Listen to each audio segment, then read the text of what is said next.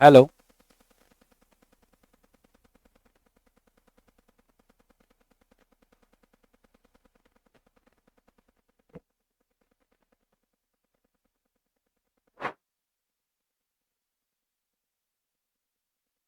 चलिए, पे फोकस करिएगा। सर थोड़ा सा वॉल्यूम दे दीजिए। ओके। मेरी आवाज आ रही है अब तक? आ रहा है लास्ट बेंच? करेक्ट। कुछ पढ़ने और सीखने का काम स्टार्ट करते हैं, ठीक है? चलिए, बोर्ड पे देखिएगा, फटाफट लिखिएगा, कुछ भी मत। बोर्ड पे देखिए। देखो फ्रेंड, बोलो ये क्या लिखा हुआ है? ये क्या है? ये केवल ब्रेक बोलना है। क्या बोलना है? ब्रेक। ये बोलो। नेक्स्ट बोलो। नेक्स्ट बोलो। बहुत बढ़िया। अगर मैं इस ब्रेक को यहां पर लिखना चाहूं तो बताओ ये क्या है? वर्ब। बोलो क्या है? एक बार और बोलो। ये क्या है? ये ये ये ये और बहुत बढ़िया। ये यहां पर किसका काम कर रहा है? प्रीपोजिशन। किसका काम कर रहा है? यदि किसी वर्ब के साथ प्रीपोजिशन को जोड़ दिया जाता है तो उसको इंग्लिश में हम क्या बोलते हैं? Phrasal verb. बोलो क्या बोलेंगे? एक बार और बोलो। फ्रेजल वर्ब का अपना कोई शाब्दिक अर्थ नहीं होता। दोबारा सुनना। फ्रेजल वर्ब का अपना कोई शाब्दिक अर्थ नहीं होता। अगर मैं बोलूं ब्रेक इनटू, तो ब्रेक इनटू का मतलब होता है जबरदस्ती किसी के घर में प्रवेश करना। जबरदस्ती किसी के घर में प्रवेश करना। आप सबके पास ये सीट है? सब है ना सबके पास? भाई जिसके पास है वो ये पेज पे आइए और ब्रेक इनटू का यहां हिंदी लिखना चालू करें। Start writing. और जिसके पास नहीं है वो अपने कॉपी में लिखे। ठीक है? चलो मैं बताता हूं। लिखो ब्रेक इनटू। इसका लिखो इंटर बाय फोर्स। जबरदस्ती किसी के घर में प्रवेश करना। जबरदस्ती किसी के घर में प्रवेश करना। Inter by force. लिखते चलेंगे साहब। Break into. अगला वर्ड मैंने लिखा है ब्रेक आउट। बोलो क्या लिखा हुआ है? Break out. देखो भाई, ब्रेक आउट। ब्रेक आउट का हिंदी में लिखिए फैलना। फैलने को इंग्लिश में क्या कहते हैं? तो बोलते हैं स्प्रेड। बोलो क्या बोलेंगे? स्प्रेड बोलेंगे। स्प्रेड। स्प्रेड क्या क्या हो सकता है? स्प्रेड कोई वार हो सकता है। स्प्रेड कोई डिजीज हो सकता है। बीमारी फैल सकता है। इसको बोलते हैं ब्रेक आउट। बताओ आज से 2 साल पहले क्या फैला था? कोरोना। तो उसको बोलते थे ब्रेक आउट। बोलो मेरे साथ, ब्रेक आउट। आप पूरे 1 घंटे ऐसे सोचो कि हम और सर एक ही हैं। We are one. जैसे मैं बोलूं वैसे बोलते जाओ। Try to learn something. कुछ सीखने का कोशिश करो। बोलो ये क्या लिखा है? Break down. Break down. Break down का 2 मतलब होता है, ध्यान से सुनना। जैसे आप कहीं घर से गाड़ी लेकर निकले और अचानक से गाड़ी खराब हो गया तो क्या होता है? तब हम उसको क्या बोलते हैं? स्टॉप। बोलो क्या बोलेंगे? Stop functioning. स्टॉप फंक्शनिंग कहते हैं। और एक ब्रेकडाउन का मतलब होता है तबीयत बिगड़ जाना, तबीयत खराब हो जाना। तो 2 इसके मतलब होते हैं। लिखिएगा पहला स्टॉप फंक्शनिंग। लिखो स्टॉप फंक्शनिंग का मतलब होता है खराब होना या कार्य रुक जाना। खराब होना या कार्य रुक जाना। इसका एक और लिख लेना, बिकमिंग इल। मतलब बीमार पड़ना। बीमार पड़ना। अगला वर्ड क्या है? Break up. चलो क्या लिखा है? Break up. ब्रेकअप का मतलब होता है कुछ समय के लिए रिश्ते तोड़ना। जैसे मान लो हम और विकास दोस्त हैं, अब ये हमसे नाराज हो गया, अब बोला नहीं हम तो बात नहीं कर रहे आपसे, तो इसका मतलब ये मेरे से क्या कर लिया, ब्रेकअप कर लिया। कुछ समय के लिए रिश्ते तोड़ देना। चलो लिखो फटाफट, to end the relation, to end the relation for short time, कुछ समय के लिए रिश्ते तोड़ना, कुछ समय के लिए रिश्ते तोड़ना, to end the relation for some time, कुछ समय के लिए, ऐसे नहीं जीवन भर के लिए। चलो अब आगे देखो, एक बार इस ब्रेकअप के बाद है ना ये वाला देखना 6 नंबर, फिर ब्रेक ऑफ पर आएंगे अपन। ब्रेक अप विथ का मतलब होता है लंबे समय के लिए रिश्ते तोड़ना। लिखिए, लंबे समय के लिए, to end the relation, to end the relation for long time, लंबे समय के लिए रिलेशन यानी संबंध तोड़ना।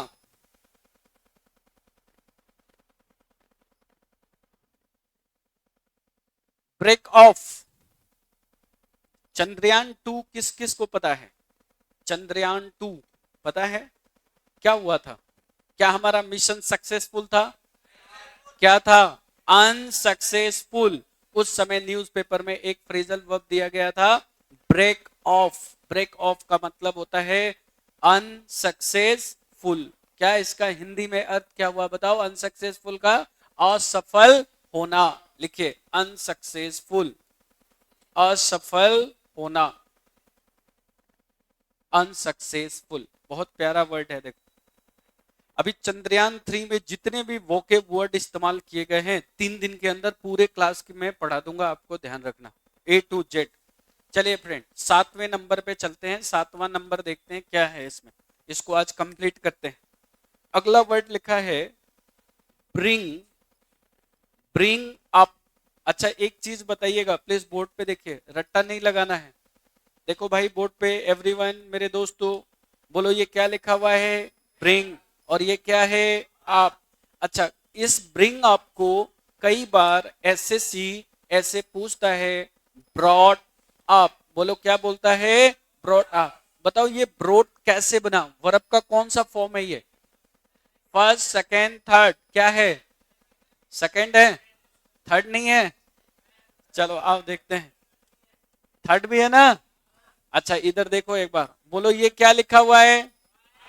बाई माने, बोलो, तुम लोग तेज हो गए हो। देखो बाई से बना यहाँ पर बोर्ड, बोर्ड से बना यहाँ पे बोर्ड। बोलो ये वर्ब का कौन सा फॉर्म?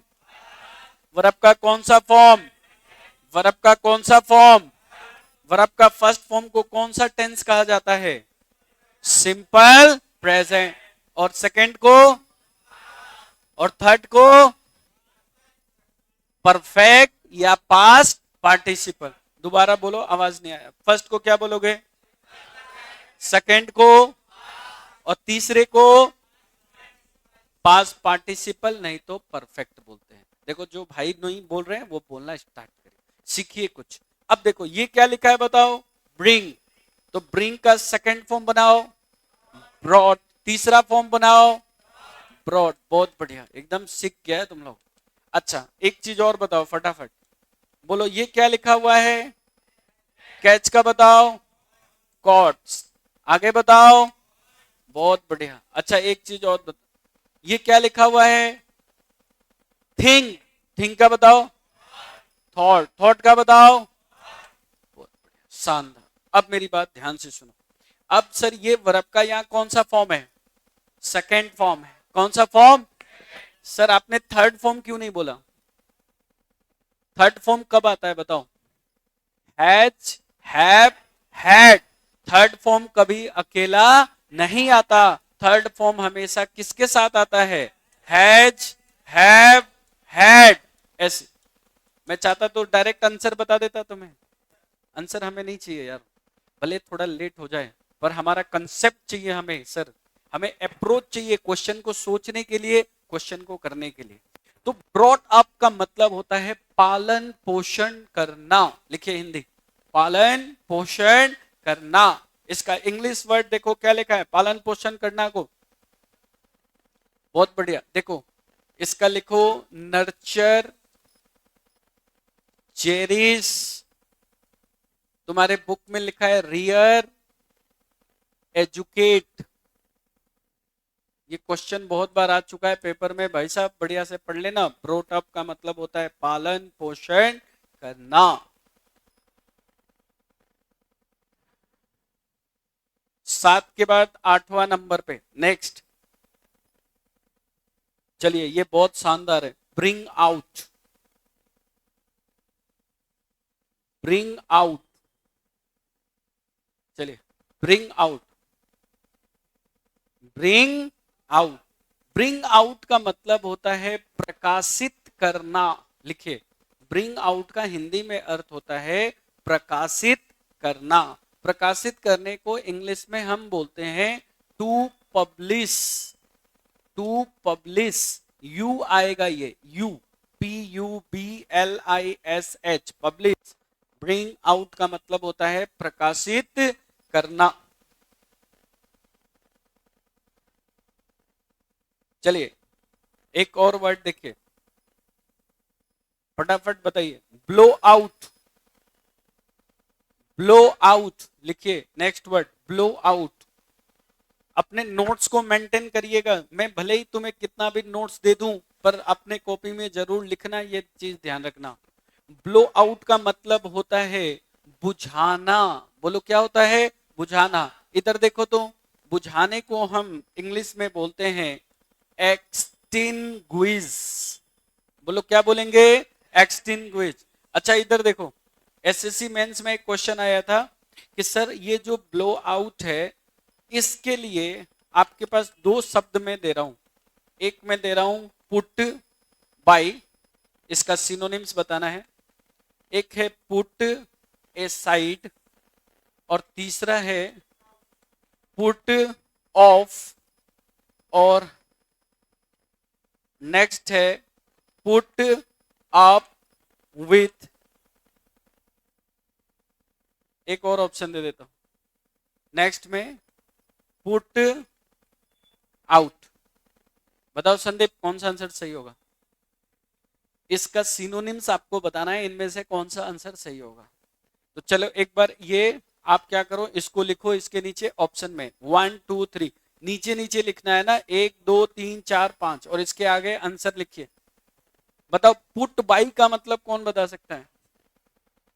पुट बाई मतलब लिखिए, पुट बाई और पुट एसाइड, इसका मतलब होता है भविष्य के लिए पैसे बचाना। To save money for the future. To save money for the future. जिसने मैंने सैटरडे के क्लास, संडे के क्लास को लिया होगा, मैं जरूर पढ़ाया था उस दिन। To save money for the future, भविष्य के लिए पैसे बचाना। To save money for the future, लिख लिए साहब। आगे पुट आउट। पुट आउट का मतलब होता है बुझाना। इसको बोलते हैं इंग्लिश में टू एक्सटिंग्विश, बुझाना। Put off.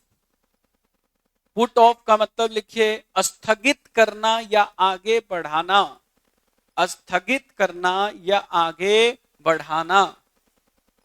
स्थगित करना या आगे बढ़ाना। स्थगित करने को इंग्लिश में हम क्या बोलते हैं, एडजर्न, और इसी को बोलते हैं पोस्टपोन। फटाफट लिखिए, पुट अप विथ, कौन बता सकता है। बहुत बढ़िया, पुट अप विथ का मतलब होता है बर्दाश्त करना या सहन करना। इसको हम बोलते हैं टॉलरेट। टॉलरेट करना, बर्दाश्त करना या सहन करना, इसको बोलते हैं हम टॉलरेट करना।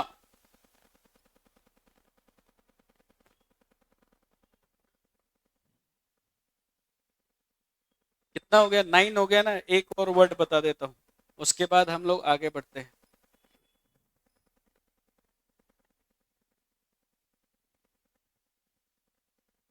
10 नंबर देखिए, 10 नंबर। एक वर्ड है इसमें, चलिए लिखिएगा, ब्लो ओवर। ब्लो ओवर, समाप्त होना। ब्लो ओवर का मतलब होता है समाप्त होना। समाप्त होने को हम बोलते हैं कम टू एन एंड। समाप्त होना, कम टू एन एंड।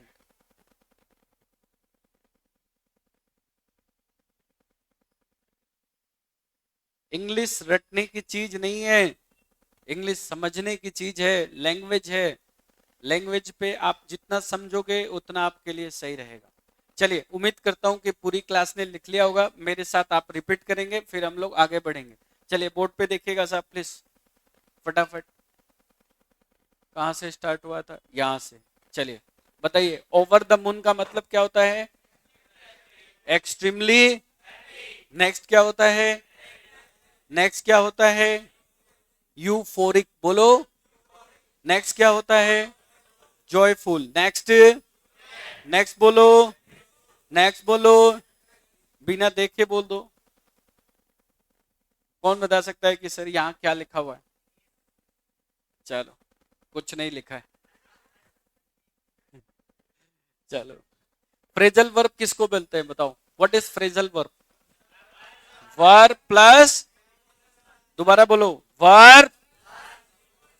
इधर वर्ब है और इधर, इधर वर्ब है और इधर, और वर्ब प्लस प्रीपोजिशन को क्या बोलते हैं? ग्रेट। बोलो, ब्रेक इनटू का मतलब, ब्रेक आउट मतलब, ब्रेक डाउन मतलब, ब्रेक अप मतलब, ब्रेक ऑफ मतलब, ब्रेक अप विथ मतलब। बहुत बढ़िया। ब्रिंग अप का मतलब पालन पोषण करना। क्या बोलोगे? Nurture, cherish, rear, educate. जितना बोलोगे उतना सीख जाओगे, समझ जाना। भूखे बहुत शानदार चीज है। चलिए एक बार थोड़ा और इसको कंप्लीट कर लेते हैं, फिर हम आगे बढ़ते हैं। बोलिए, ब्रिंग आउट मतलब, ब्लो आउट मतलब, पुट बाई मतलब, to save money for the future. हमेशा कोशिश करो कि इंग्लिश को इंग्लिश में ही बोलने का कोशिश करो, एग्जाम्स आसान बन जाएंगे, है ना? चलो हिंदी नहीं बोलो। इधर देखो, पुट ऑफ का मतलब, पुट अप विथ मतलब, बहुत बढ़िया साहब। पुट आउट मतलब, और ब्लो ओवर का मतलब कम टू एन एंड। यही सवाल मैं आप लोगों से कल एक एक करके पूछूंगा, ध्यान रखिए। आज मैंने आपको पढ़ा दिया। अब मैं ग्रामर सेक्शन पे पहुंचने से पहले आपको घर के लिए कुछ काम दे देते हैं। काम देखो फटाफट। सर बुकलेट नहीं मिला, तो मिलना चाहिए आपको बुकलेट। चलिए सी सेक्शन पे आओ। सी, आगे। इसमें से 1 से लेके 7 तक आपको सिनोनिम्स एंटोनिम्स कल पढ़कर आना। कल मैं इसको पढ़ाऊंगा, पहले तुम पढ़कर आना, तब क्लास में और मजा आएगा। आया बात समझ में?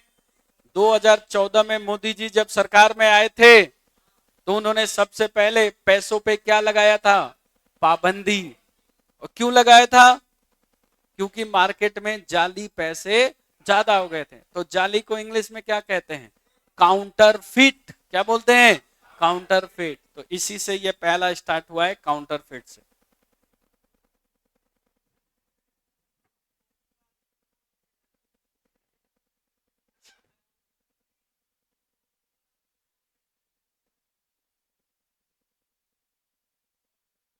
आपने लिख लिया? क्या नाम है आपका? What's your name? लिख लिया आपने? देखो, चलिए नेक्स्ट देखो फ्रेंड, थोड़ा समझिएगा। अब हम लोग ग्रामर की तरफ चलते हैं। सभी लोग रेडी है? ओके, इधर देखो। लिखने पे फोकस नहीं करना, बोर्ड पे फोकस करिएगा।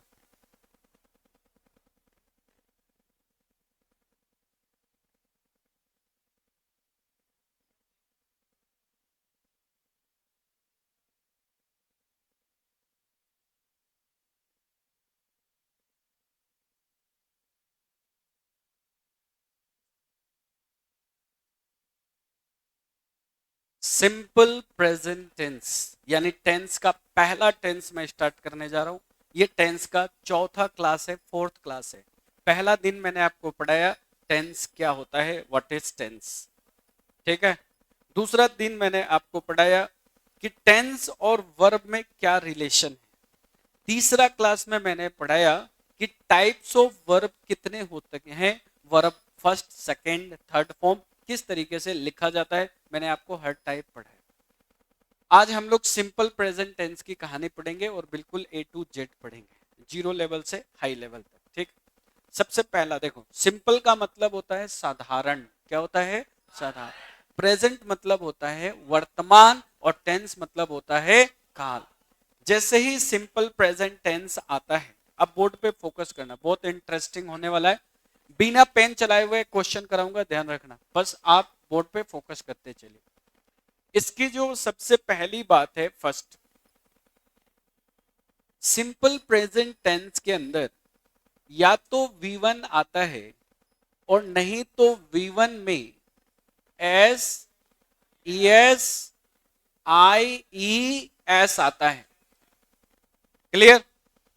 दूसरी इंपॉर्टेंट बात, it is used to express, it is used to express present action, ये प्रेजेंट एक्शन को बताने का काम करता है।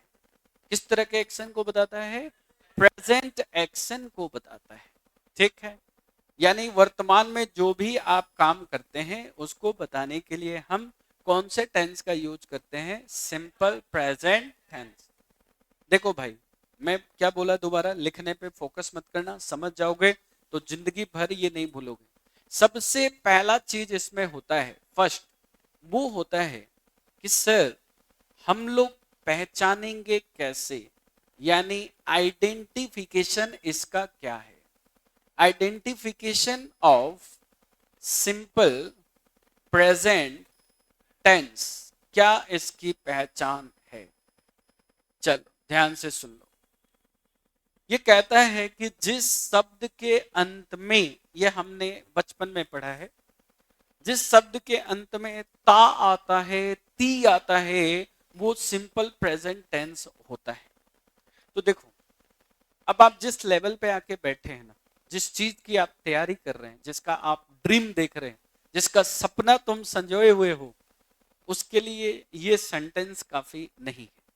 सिंपल प्रेजेंट टेंस को एग्जाम के अंदर पहचानने के लिए कुछ ऐसे कीवर्ड का इस्तेमाल किया गया है जिसको इंग्लिश में एडवर्ब ऑफ टाइम कहा जाता है। वो कौन सा एडवर्ब ऑफ टाइम है जिससे देखते हमें पता चल जाए कि सर हम यहां सिंपल प्रेजेंट टेंस का यूज करेंगे। चलिए, वो पहला जो टाइम है, फर्स्ट, यदि किसी सेंटेंस में लिखा हुआ आए, बोल ऑलवेज, क्या लिखा हुआ है, ऑलवेज मतलब होता है हमेशा, और ये हैबिट को बताने का काम करता है। मैं हमेशा ये काम करता हूं, मैं हमेशा पढ़ाता हूं, मैं हमेशा उदयपुर जाता हूं, ये एक तरह का क्या है, ये आपके हैबिट को बता रहा है। तो ऑलवेज यहां पर क्या हुआ, एडवर्ब ऑफ टाइम, और एडवर्ब ऑफ टाइम क्या है, आइडेंटिफिकेशन है, किसका, simple present tense. Simple present tense में कौन सा वर्ब आता है, V1 आता है, नहीं तो एस, यस आता है। अब सुनना मेरे भाई ध्यान से, ऑलवेज के बाद अगला शब्द है आपका जिसको हम बोलते हैं यूजुअली। बोलो क्या बोलते हैं, यूजुअली का मतलब होता है प्राय। बोलो क्या होता है, प्राय।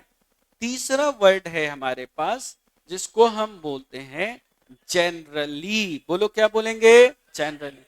जनरली का मतलब होता है सामान्य। चलो पहला क्या पढ़ाया, दूसरा, तीसरा, बहुत बढ़िया। आज के आज, अभी के अभी याद कराऊंगा, ध्यान रखना।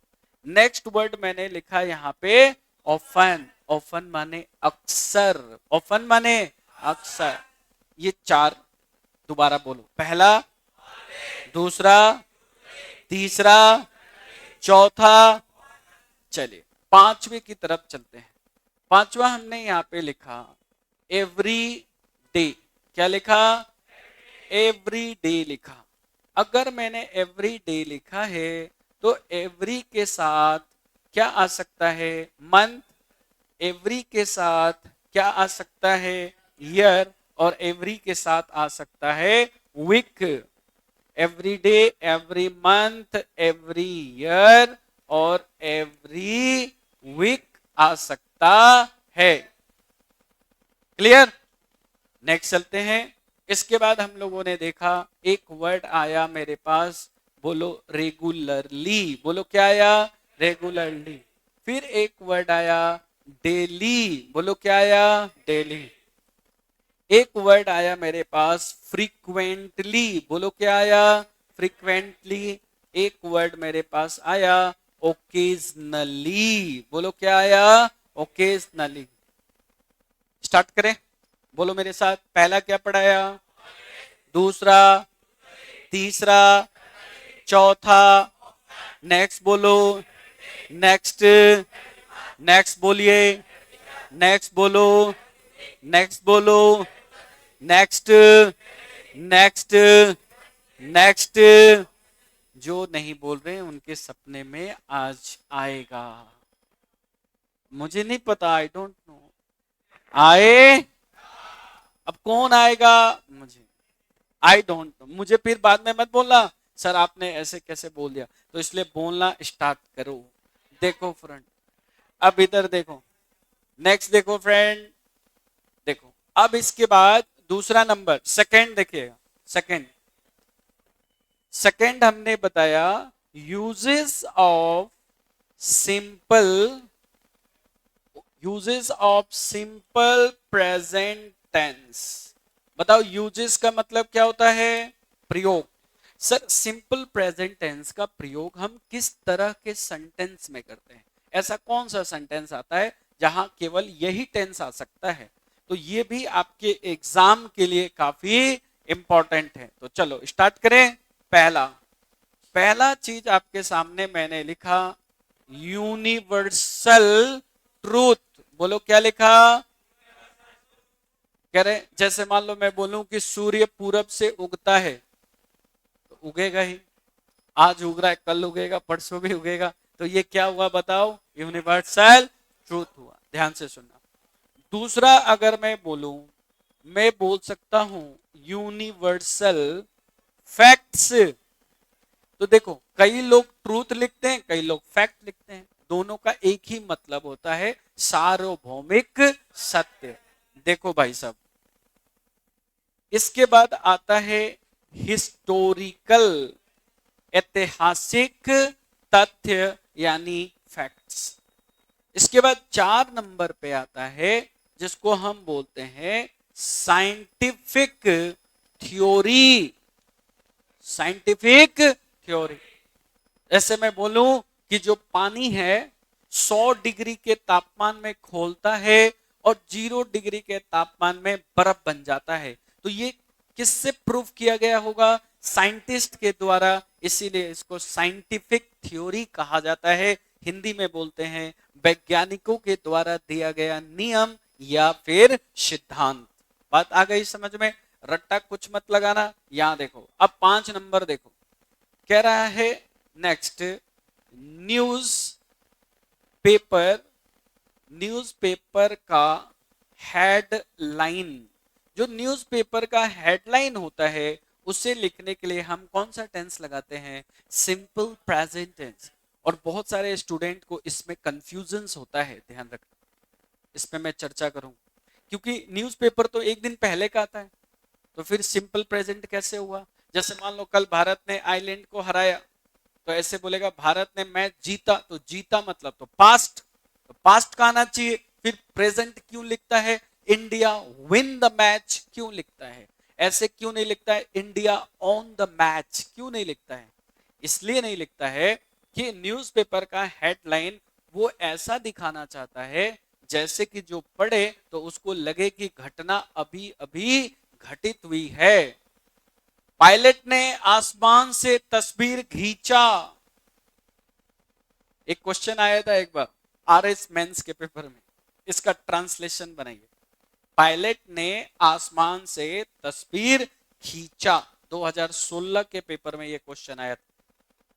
ठीक है, बताओ कितने लोग बता सकते हो? सोचो, पहले इसको लिख लेते हैं। अब देखो इधर, इधर देखो, गेम्स और स्पोर्ट्स, गेम्स और स्पोर्ट्स के लाइव कमेंट्री।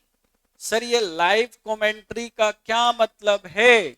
लाइव कमेंट्री का मतलब है मेरे भाई आंखों देखा हाल।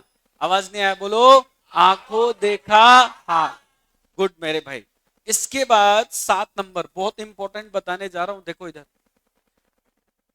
इसके बाद मैं क्वेश्चन कराऊंगा और क्वेश्चन सेकेंडों में खत्म होंगे। बोलो ये क्या लिखा है भाई? नियर का हिंदी क्या होता है?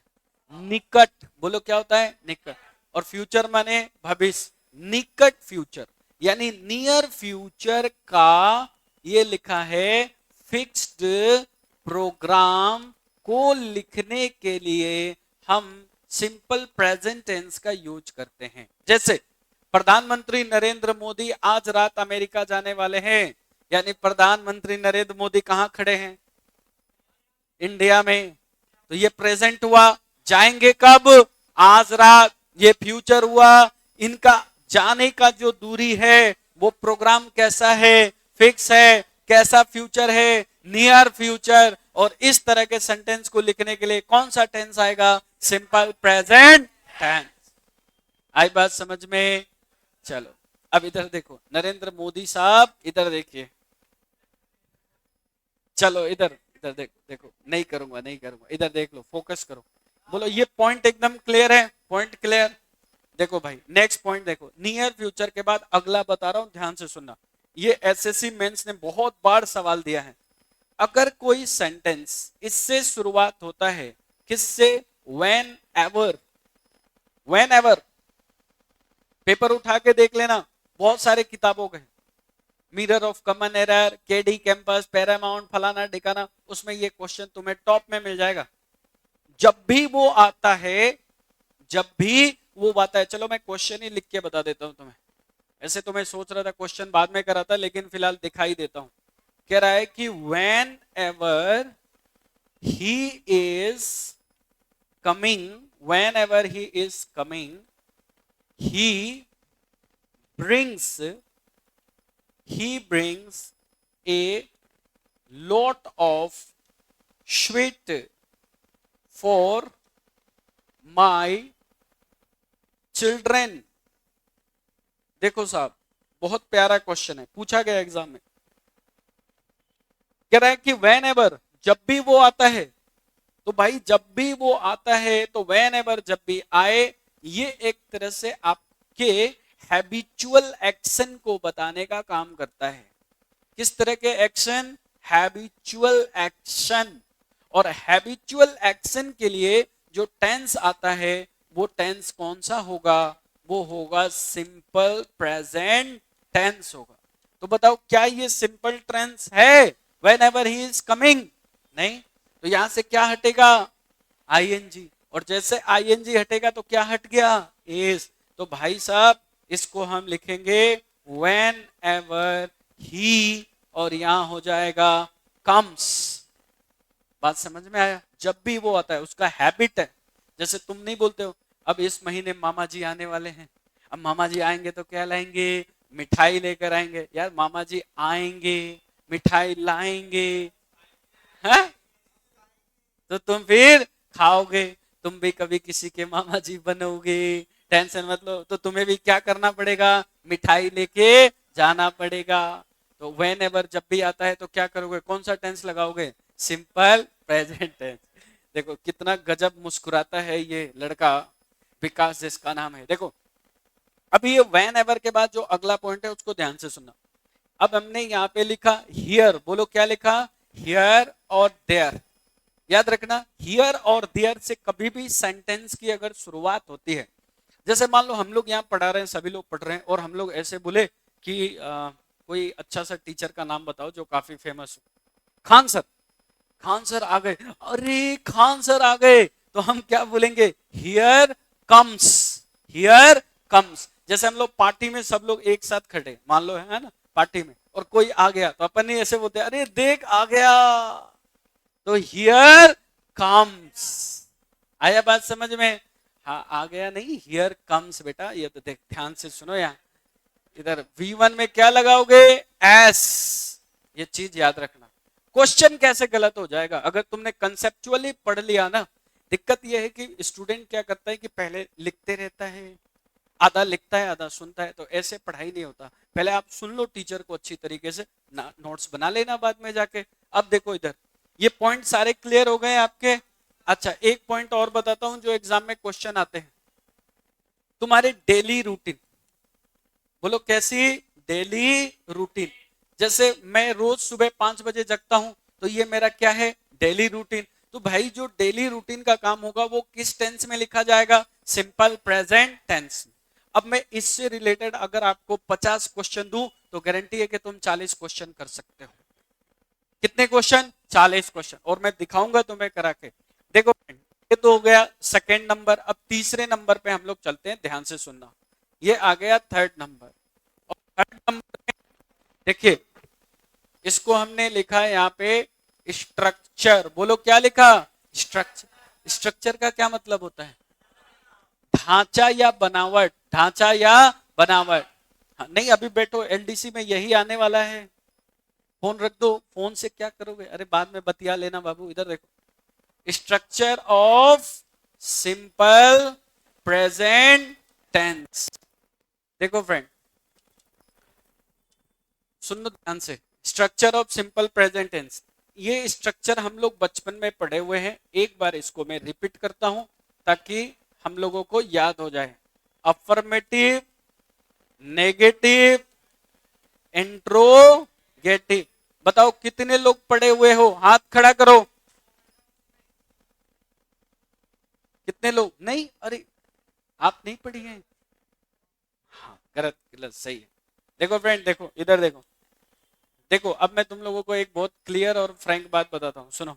अब तुम्हारे क्लास में सारे बॉयज पढ़ते हैं, एक गर्ल्स पढ़ने आई है। अब इन अगर मान लो इनको अनकंफर्टेबल होगा अगर इस तरीके से आप लोग करोगे, तो फिर ये क्या कहेंगे? सर हम तो अकेले, हम कैसे पढ़े? तो देखिए अपनी क्लास जो है डिसिप्लिन के लिए जानी जाती है।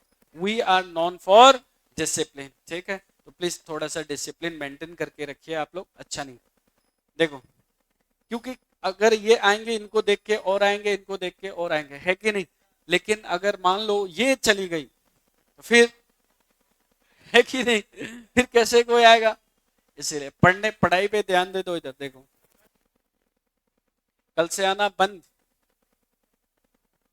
देखो मेरे क्लास में अगर जिसने 2 दिन लगातार क्लास ले ली, वो जयपुर में कहीं भी नहीं जा सकता, ये मेरी गारंटी है। मेरे क्लास में कितने दिन बैठना है? 2 दिन बैठा दो। जिसको इंग्लिश नहीं आती है उसको भी बैठा दो। कितने दिन?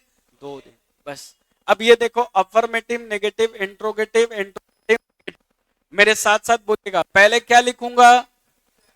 आवाज नहीं आया? सब्जेक्ट के बाद वर्ब का, उसके बाद वर्ब का, और उसके बाद क्या लगाएंगे? ऑब्जेक्ट। ग्रेट। नेगेटिव बनाना है, पहले क्या लोगे? सब्जेक्ट के बाद क्या? हाँ देखो, डू डज में आवाज कम हो गया अपने आप, तो आवाज कम नहीं करना। इधर देखो, डू डज क्या लगाएंगे? नॉट। अभी रुक जाओ, अब मैं एक से पूछता हूं। चलो भाई आप बताओ, डू डज के बाद कौन सा वर्ब आएगा? गलत बात, वेरी बैड।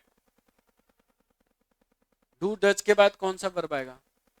हाँ वी फर्स्ट। ये चीज आपको याद रखना है कि सर डू डज के बाद केवल एक ही वर्ब आता है, वो है वर्ब का फर्स्ट फॉर्म, और प्लस आएगा ऑब्जेक्ट। ये ध्यान रखना प्लीज, भूलिए मत।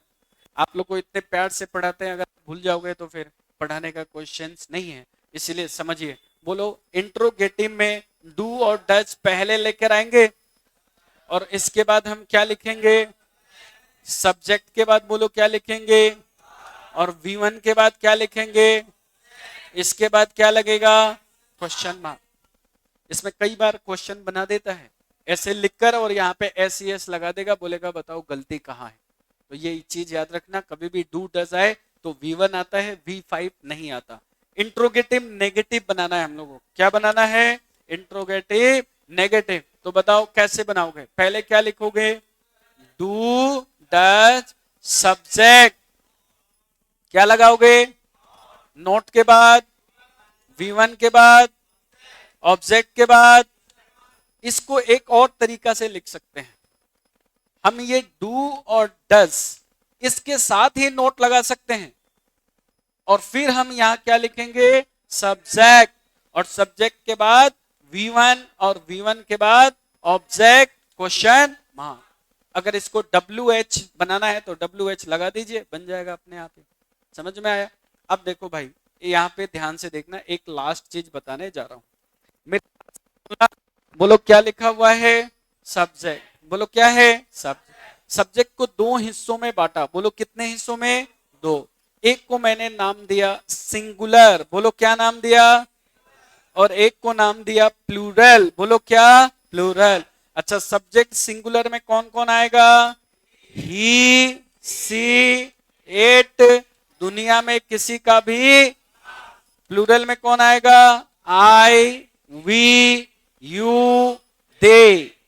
और अगर मान लो क्वेश्चन में लिखा हुआ हो मोहन एंड सोहन, तो यहां आएगा वर्ब का फर्स्ट फॉर्म में एस, और यहां आएगा वर्ब का फर्स्ट फॉर्म। तो ये हो गया आपका क्या? सिंगुलर, और ये हो गया आपका प्लूरल। यदि सब्जेक्ट सिंगुलर हो तो वर्ब भी सिंगुलर, और सब्जेक्ट प्लूरल हो तो वर्ब भी प्लूरल। बात समझ में आ गया friend? So my dear student, अब हम लोगों की जो पारी है, यहां से छोटे छोटे एक्सरसाइज करने की पारी है। यहां से हम क्वेश्चन करेंगे, लेकिन उससे पहले हम चाहते हैं कि आप स्टार्ट करिए।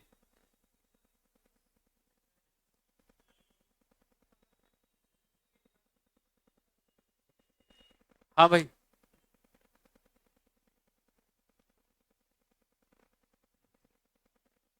अगला बैच का टाइम है आप लोगों का, नेक्स्ट बैच का।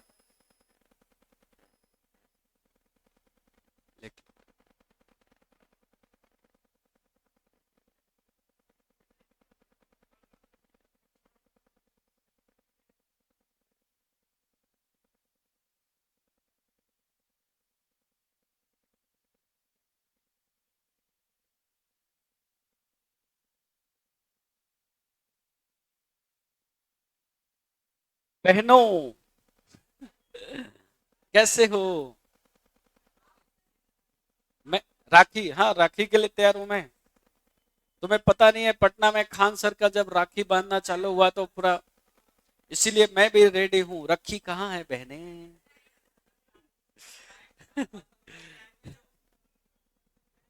रुक जाओ रुक जाओ।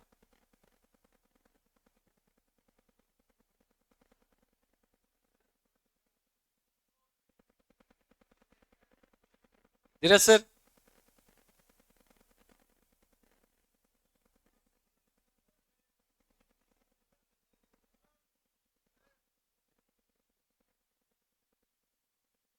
तो मिलते हैं आपको कल के क्लास में हम लोग। सर मैं, वो क्लास का टाइम हो गया, आप एक बार, कुछ स्टूडेंट लिख भी रहे हैं सर, देख लेना है ना। सर कुछ लिख भी रहे हैं, ध्यान रख। लिख रही हैं। नहीं नहीं।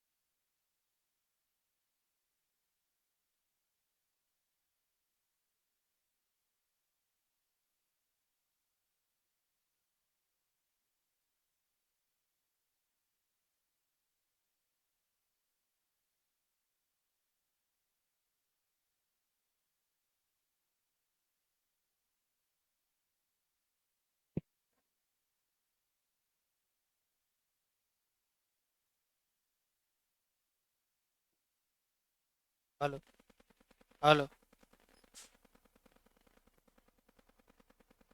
निकालो बुकलेट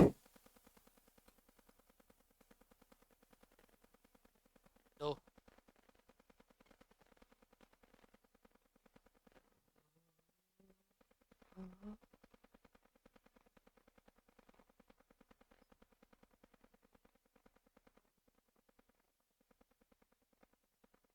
बताओ कौन सा क्वेश्चन बता रहे थे? पांचवा बतानी है कि बता दिए थे? बता दिए। 6 वाले प्रश्न को देखो। 5 वाले प्रश्न में सुनो क्या दिया रहा है। ए और बी एक काम को 30 दिनों में कर सकते हैं।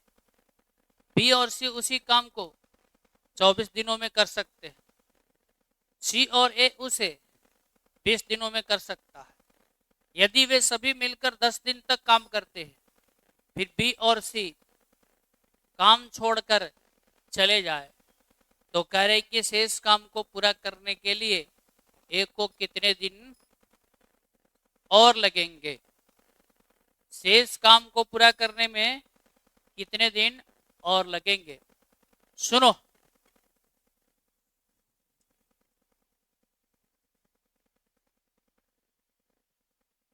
ए और बी मिलकर काम करता है तो 30 दिनों में फिनिश कर देता है। बी और सी मिलकर काम करता है तो 24 दिनों में फिनिश कर देता है। सी और ए मिलता है तो 20 दिनों में काम को फिनिश कर देता है। और ये कह रहे कि तीनों एक साथ मिलकर 10 दिन काम करते हैं। सबसे पहला काम इसका एलसीएम ले लो। कितने एलसीएम होंगे? 120। टोटल वर्क निकल गया। भाग दो इससे कितने बार में, और इससे और इससे 6। ठीक है, तीनों की निकालनी है।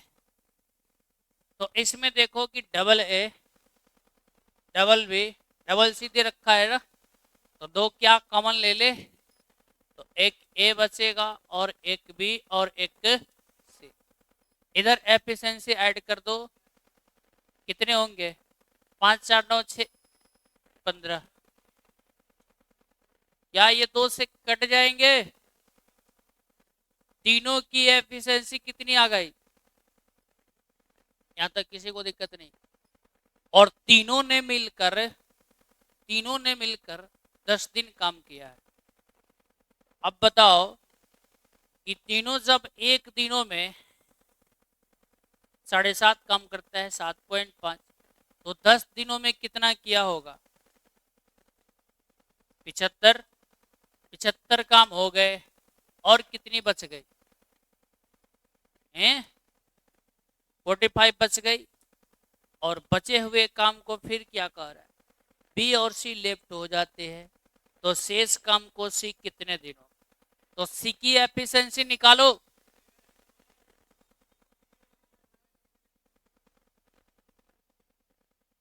अच्छा, बी और सी भाग गए तो ए करेगा। ए की एफिशिएंसी निकालो। तीनों साथी एक साथ मिलते हैं तो 7.5 काम करते हैं। इसमें से बी और सी का माइनस कर दो 5, तो ए के लिए कितने होंगे? 2.5। और वो 2.5 की एफिशिएंसी से काम करता है। तो इसको करने में कितना टाइम लेगा? प्रतिशत हटाओ इधर, 10 से गुना, 5 से 5 बार में, ये 2 बार में, तो कितने लग गए? 18 दिन लग गए। अभी सुनो, क्या पूछ रहे हैं कि ए और कितना दिन लेगा, तो 18 दिन इस बार लिखो।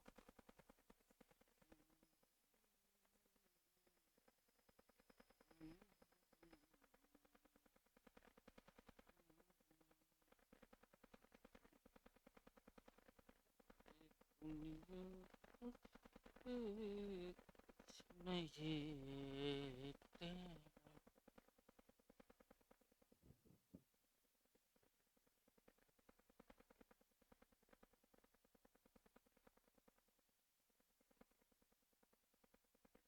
ये दोनों कर क्या रही है ये लड़की? ये आप लोग दोनों कर क्या रही है? दोनों तुम उसको समझा रहे हो, ये उसको समझा रही है। अच्छी बात है। पर ये लाइब्रेरी नहीं है, क्लासरूम है। हाँ।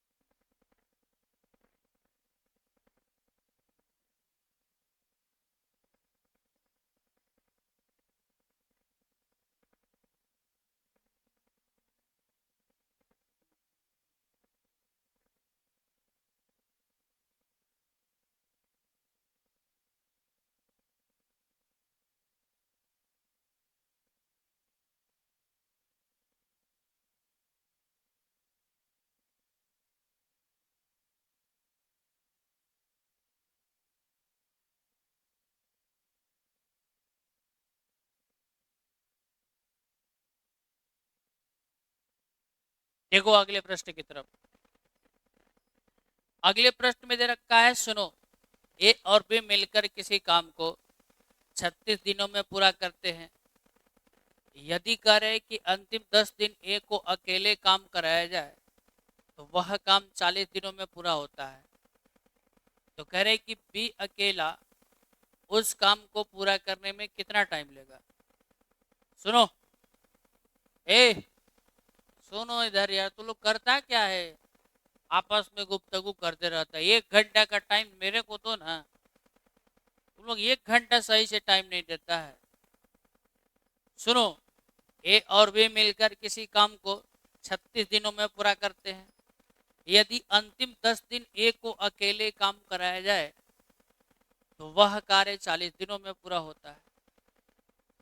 ठीक है। तो कह रहे हैं कि बताओ कि बी अकेला उस काम को कितने दिनों में पूरा करेगा। अब ध्यान से समझना कि ए और बी काम को कंप्लीट कर देंगे 36 दिनों में, लेकिन अंतिम 6 दिन, अंतिम 10 दिन करे कि यदि अंतिम 10 दिन ए को अकेले काम कराया जाए तो कह रहे हैं कि वह कार्य 40 दिनों में पूरा होता है। कितने दिनों में? कितना दिन एक्स्ट्रा लग गए? किसकी वजह से?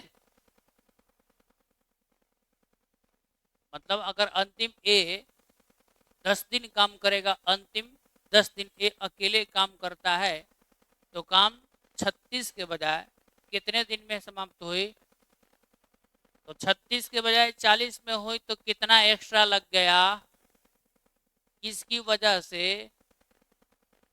ए की वजह से। नहीं समझ में आया?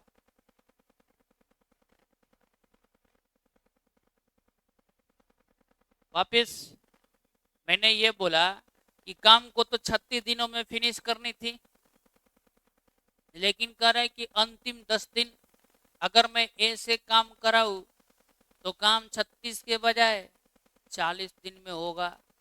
कितने दिन में होगा? तो 36, 40 से 36 माइनस होंगे तो कितने, यानी 4 दिन एक्स्ट्रा लग गए। क्यों लग गए? सुनिएगा नहीं। तुम इस क्वेश्चन को बना के दिखाओ 6 नंबर। 6 नंबर के बना के दिखाओ, रुक जाओ। हैं? तो फिर कैसे पढ़ रही हो विदाउट बुकलेट? दे दो बुकलेट, दो बुकलेट, दो बुकलेट, दो। 6 नंबर क्वेश्चन को बनाओ। रुक जाओ, 2 मिनट रुक जाओ।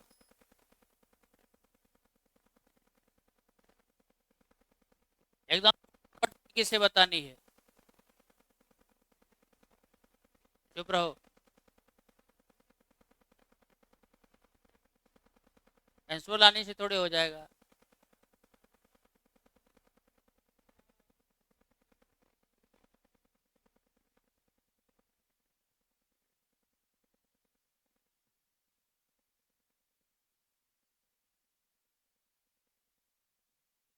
तुम्हारा यही बैठने का तरीका है। हम्म? यही बैठने का तरीका है। सीधा देखो, गधा कैसे बैठता है, कुछ समझता ही नहीं है बात को। पढ़ने के लिए आ गया, इसको डिसिप्लिन तुम लोग के अंदर नहीं रहेगा तो तुम कैसे सिलेक्शन हो सकते हो बताओ।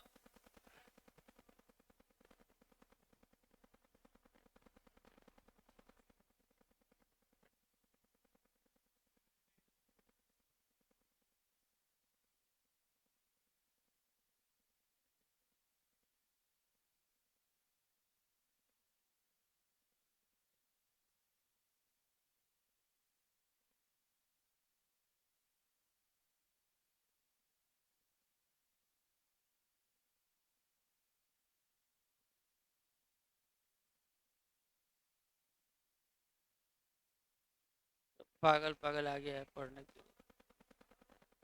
तुम बताओ, टाइप नंबर 2 का, टाइप नंबर जो 2 का पूरी क्वेश्चन मैंने करा दिया था, बोलो।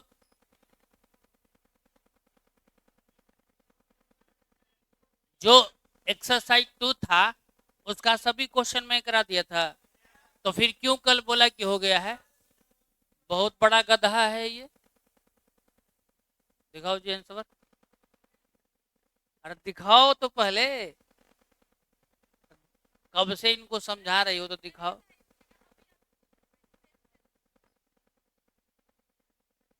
तो बताओ तो आंसर कितना आया? नहीं आया।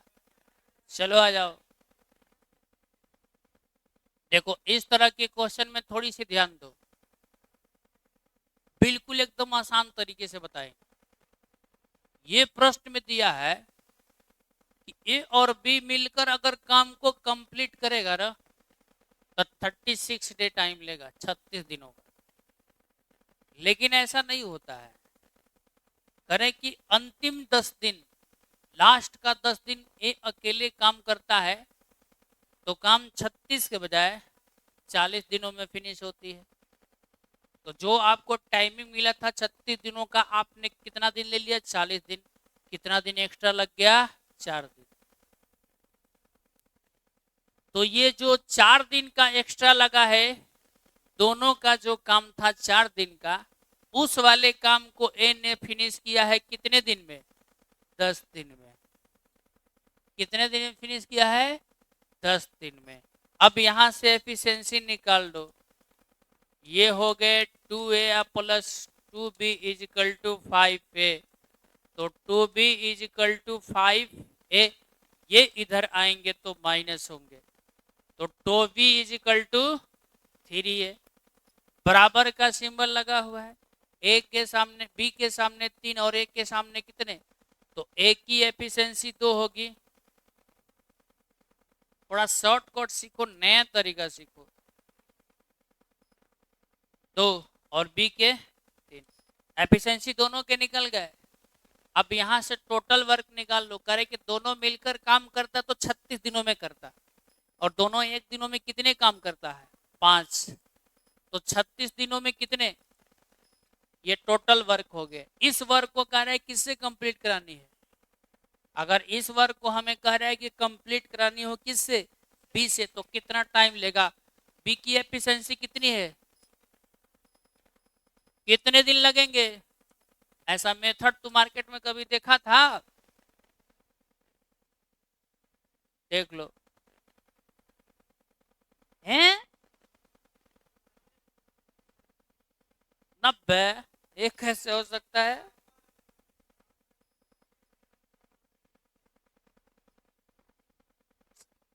कभी कभी तो मेरे को इस सीट पर डाउट होने लगता है।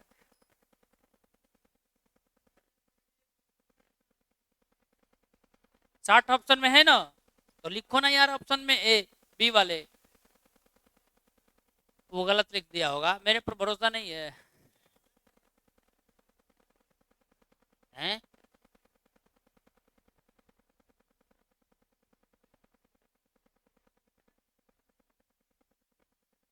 अगर अगर ए का पूछ देगा तो 90 हो जाएगा, लेकिन पूछा किसका है, तो मैंने बी का निकाला है। अब वो आंसर किसका निकाल के रखा है, हम ये बोल रहे हैं तो उसने किसका पूछा, बी का, बी का पूछा, तो वो मुझसे बी का पूछा तो मैंने बी का निकाला 60, लेकिन वो खुद से जानते हो किसका आंसर निकाला है, ए का निकाला है। देखो ए का निकालोगे तो 18×5 = 90 हो जाएगा, समझ गए, तो आंसर 60 होगा। ठीक है, हैं?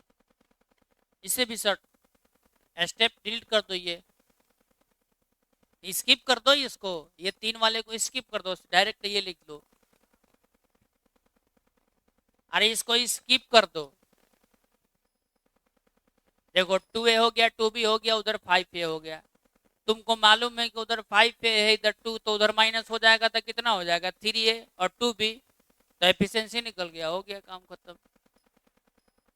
अब इससे छोटा क्या हो सकता है,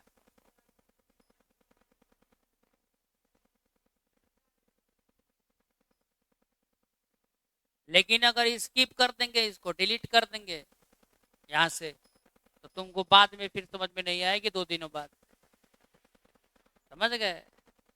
ऐसे हम तो इसको लिख देंगे आंसर धड़ाम से, तो बोलोगे यार कैसे आ गया, अभी तो समझ में आ जाएगा।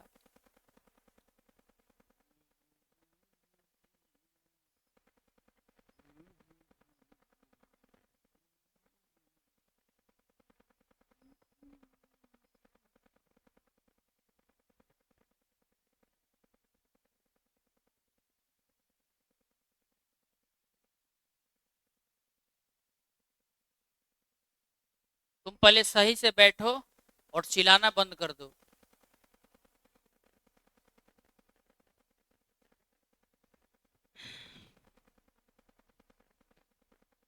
अब इस बच्चे ने कल गलती कर दिया, एक्सरसाइज एंड हुआ था, एक्सरसाइज 2 चल रहा था, इसने क्या बोला कि एक्सरसाइज 3 का क्वेश्चन बताना है, 2 खत्म हो गया है, गलती से बोल दिया, तो ये गलती कर दिया है। और 2 जब बच्चों ने बनाना शुरू किया कि भाई 2 का क्वेश्चन छूटा हुआ था, कैसे सर बोले खत्म हो गया, नहीं, हाँ, तो ऐसा गलती ना करो। बताओ एक्सरसाइज 2 और 3 में तुमको अंतर नहीं दिखता है, चलो, तो 2 का क्वेश्चन कहाँ तक बनाए थे बोलो, 32 तक हो गया था, बढ़िया से देख लो, 31 तक हो गया था, 32 वाले क्वेश्चन को बनानी थी, अब तले तो चला गया तीसरे एक्सरसाइज में, तो ये गलत बात है। अब देखो सुनो,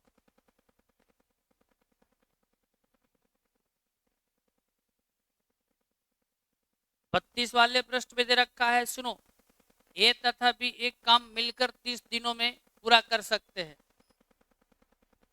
और कह रहा है कि उन्होंने एक साथ 20 दिन तक काम किए, उसके बाद बी चला गया और ए ने शेष काम को 20 दिनों में पूरा किया, तद अनुसार बी अकेला यह काम कितने दिनों में पूरा किया।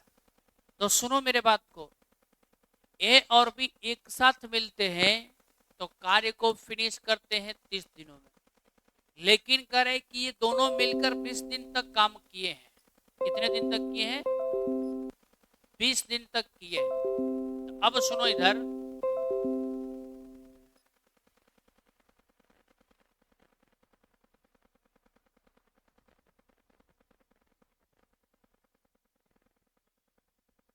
ये नोट है, ए और बी मिलकर काम को फिनिश तो कर सकते हैं 30 दिन में, पर इन दोनों ने मिलकर कितने दिन काम किए, 20 दिन, तो 30 से 20 माइनस कर दो, तो और कितने दिन के काम बच गए हैं, 10 दिनों का।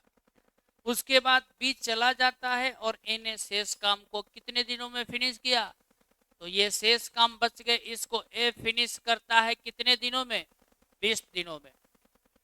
अब यहां से एफिशिएंसी निकाल लेते हैं, काट डालो, A plus B is equal to 2a। तो ये भी, ये उधर जाएगा, ये तो इधर माइनस होगा। तो दोनों की एफिशिएंसी कितनी निकल गई? एक एक। और दोनों मिलकर काम को कंप्लीट करता तो 30 दिनों में। दोनों एक दिनों में 2 काम करता है तो 30 को कंप्लीट करने में 30 दिन में कितने काम किया होगा? 60। अब इस काम को करे कि बी से पूरा कराओ। बी की एफिशिएंसी 1 है, आंसर कितने आएंगे?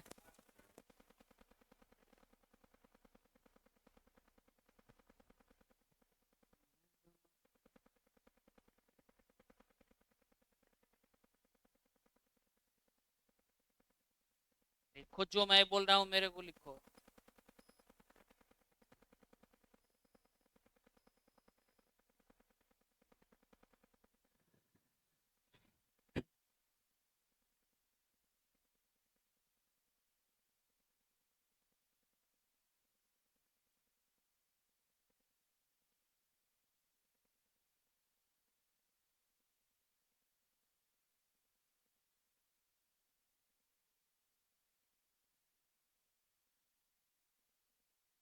ए एक दिन में एक सिगरेट पीता है, बी एक दिन में एक सिगरेट पीता है।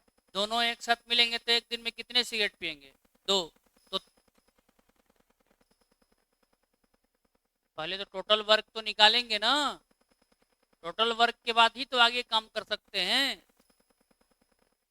लास्ट तक सुनिएगा तब तो सुनिए तो सही बोल रहे हैं। दोनों एक साथ मिलेगा तो एक दिन में 2 सिगरेट पीता है और 30 दिन में ये लोग पिया है तो 30 दिन में कितने सिगरेट? 60। अब उस 60 सिगरेट को किसको पिलानी है? बी को। और बी की एफिशिएंसी एक दिन में एक सिगरेट पीता है तो 60 को पीने में 60 दिन का टाइम लेगा।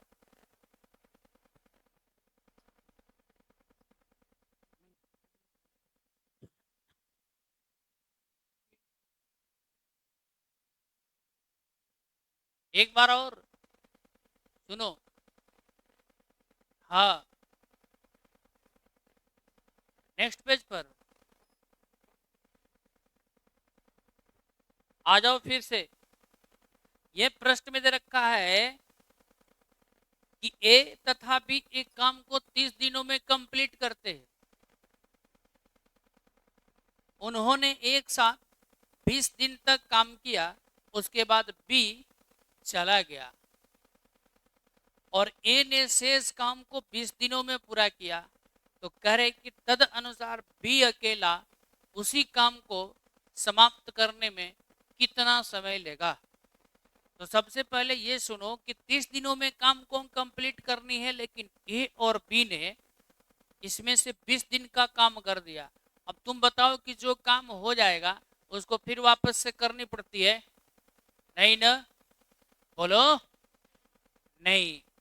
तो 20 दिन का काम माइनस कर दो और कितने दिन का काम बाकी रह गया है? 10 दिनों का।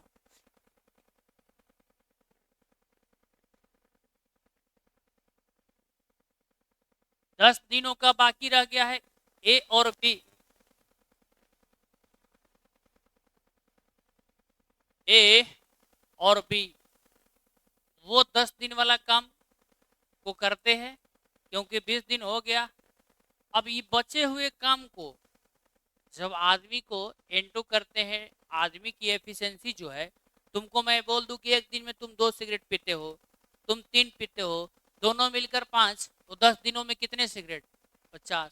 तो दोनों की एफिशिएंसी से जब मैं टाइम में गुना कर दूं समय में तो वर्क नहीं निकलेगा। तो दोनों की एफिशिएंसी से बचा हुआ काम 10 दिन को गुना करेंगे तो बचा हुआ काम निकलेगा। उस बचे हुए काम को कह रहा है कि कौन फिनिश करेगा? कौन करेगा? ए। और कितने दिन में? 20 दिन। तो ए की एफिशिएंसी से गुना करते हैं 20। अब यहां से ध्यान दो, यहां A plus B is equal to 2। तो यहां बी है, ये उधर जाए तो माइनस होगा। बोलो हाँ या ना। इधर डबल ए है, ये उधर गए तो माइनस होगा, तो सिंगल ए आएगा ना। बोलो। तुम ऐसी गंदी निगाहों से क्यों देख रहा है? छोटे छोटे आंक करके इसको मैंने इधर ले गया। अब ठीक है, दोनों के सामने कुछ भी नहीं तो एक है, दोनों की एफिशिएंसी मैंने निकाल दिया। कितने, एक और एक, बराबर का सिंबल लगा हुआ है, निकल गया। अब कह रहा है कि अगर दोनों काम को, सभी काम को कंप्लीट करता दोनों, तो 30 दिनों का टाइम लेता। तो 30 दिनों का टाइम में हम देखते हैं कितना काम करता। दोनों एक साथ मिलेगा तो एक दिन में एक और एक 2 गिलास दूध पीता है, तो 30 दिन में कितने,